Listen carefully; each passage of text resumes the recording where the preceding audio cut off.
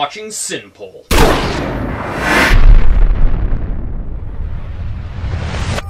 Godzilla 2014, $160 million in the making. If this movie's a political statement, someone's going to a lot of trouble to say it. But as you know, we here at CIN Pol believe that virtually every film out there is full of political propaganda intended to shape and mold our culture.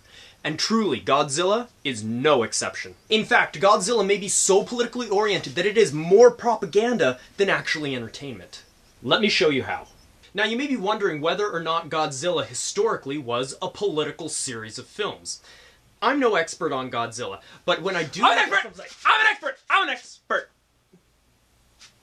expert on Godzilla.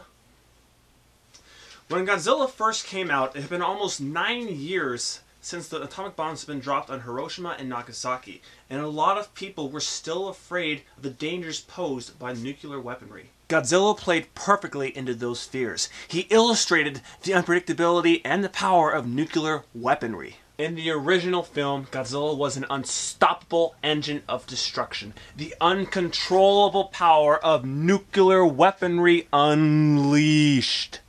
Godzilla represented the atomic bomb, and as such was vilified by his characteristic wanton and devastating destruction. As it states in G-Fan issue 94, through Godzilla, Toho creates a platform that serves not only to express Japanese public anger about the use of atomic bombs on their homeland and anxiety about the new atomic age in a cathartic, although fantastic, sense, but also marks the first use of the cautionary, warning plot device that many of its subsequent giant monster films would employ.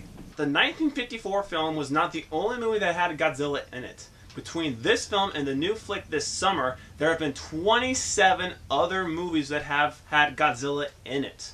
Now I'm going to take the time to explain to you the historical and the political messages in these films. The next film to come out and has... What? No, yes, wait, Scam, just as soon as we finish the rest of the analysis. So originally, Godzilla landed left on the political spectrum, disfavoring man-made nuclear weaponry. The new Godzilla film puts this political stance to shame by disfavoring virtually every single man-made work. This is because the original makers of Godzilla have found new bedfellows in the environmentalist crowd. But if we're talking about environmentalism, which way are we going on the political spectrum?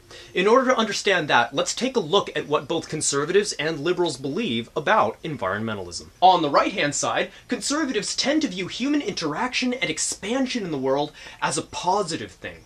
That's why they often appear to be emphasizing economic growth rather than environmental protection. And part of why they do this is because when they look around at third world countries, they don't see a lot of value being ascribed to the environment. The more poor people become, the more they tend to depend on exploiting the environment for their needs, rather than putting their extra resources into protecting it. The more people expand and the wealthier they become, the better they're able to afford things like national parks and preserves, and don't have to harvest every single little thing around them. Liberals, on the other hand, are exactly the opposite. Because liberals see human beings as being fairly exclusive on the list of exploiters, destroyers, and polluters of the environment, they see the best way of protecting the environment to be limiting human interaction and expansion on Earth. The less people, the less industry, the less problems. Regarding these views, the film is very symbolic, and we can discern the film's political standing by looking at which symbols are vilified and which ones are glorified. The film contains two symbols. The first one is the Muto, which are gigantic Godzilla-sized monsters which look something like praying mantises. And the second symbol is that of Godzilla himself. The Muto originate from greedy men digging a mine, a gigantic pit in the middle of an otherwise pristine rainforest. You fear to go into those mines. The dwarves delved too greedily and too deep.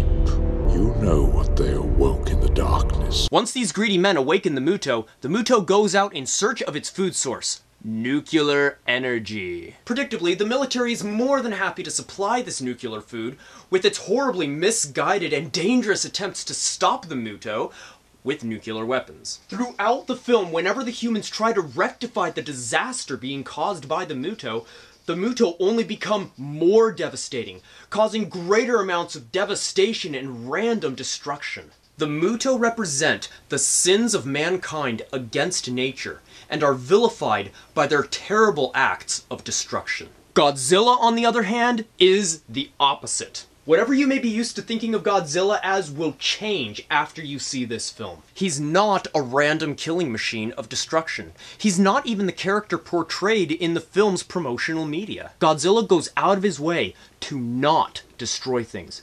Any problems that he causes are purely collateral. Godzilla is the good guy. This feels really weird at first, but ultimately it fits with the message of the film, because Godzilla symbolizes nature. And as nature, Godzilla strives malevolently to save the world from the evil Muto that the humans have created. So we can see that the new Godzilla goes far beyond the plot of the original in its discrediting the use of nuclear weaponry, which may harm mankind. The new Godzilla discredits all human action, which may harm nature. So as you go out and you watch this awesome...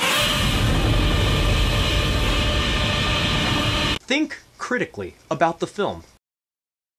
Think for yourself.